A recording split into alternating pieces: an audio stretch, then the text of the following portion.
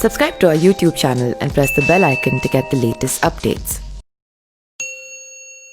कुछ शोधकर्ताओं का मानना है कि 13 से 29 वर्ष की उम्र और उसके बाद 33 से 112 वर्ष की उम्र तक ईसा मसीह भारत में रहे थे। माना जाता है कि इस दौरान उन्होंने भारतीय राज्य कश्मीर में बौद्ध और नाथ संप्रदाय के मठों में रहकर ध्यान साधना की थी। मान्यता है कि यही कश्मीर के श्रीनगर शहर के एक पुराने इलाके खायनार की एक तंग गली में रोजालपल नामक पत्थर की एक इमारत में एक कब्र बनी है जहां उनका शव रखा हुआ है। मुस्लिमों और ईसाइयों की जंग आधिकारिक तौर पर यह मज़ार एक मध्यकालीन मुस्लिम उपदेशक यूसुफ आसफ का मकबरा है, लेकिन बड़ी संख्या में लोग ये मानते हैं कि ये नजारेत के यीशु यानी ईसा मसीह का मकबरा या मज़ार है। लोगों का यह भी मानना है कि सन 80 में हुए प्रसिद्ध बौद्ध सम्मेलन में ईसा मसीह ने भाग लिया था। श्रीनगर के उत्तर में पहाड़ों पर एक बौद्ध विहार का खंडर है जहाँ ये सम्मेलन हुआ था। अरबी भाषा में जीसस को ईसिस कहा गया है। कश्मीर में उनको यूसुफ आसफ कहा जाता है।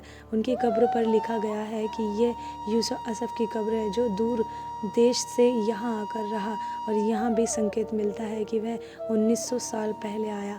उस कब्र की बनावट यहूदी है और कब्र के ऊपर यहूदी भाषा हिब्रू में लिखा गया है।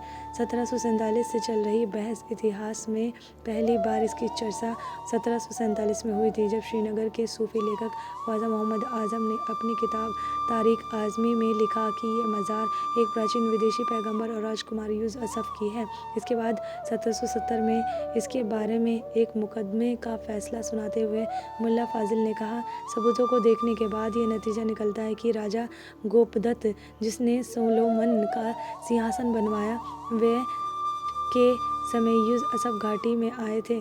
मरकर जिंदा होने वाले उस महान शहजादे ने दुनियावी चीज़ों को छोड़ दिया था। वो अपना पूरा ध्यान सिर्फ इबादत में लगाता था। कश्मीर के लोग जो हज़रत नूह के बाद बुत परस्त बन गए थे, उन्हें उसने ऊपर वाले की इबादत करने के लिए कहा। वो एक ही ऊपर वाला होने की बात कहते रहे। बाद में इस मज़ार में सैयद नसरुद्दीन को भी दफनाया गया।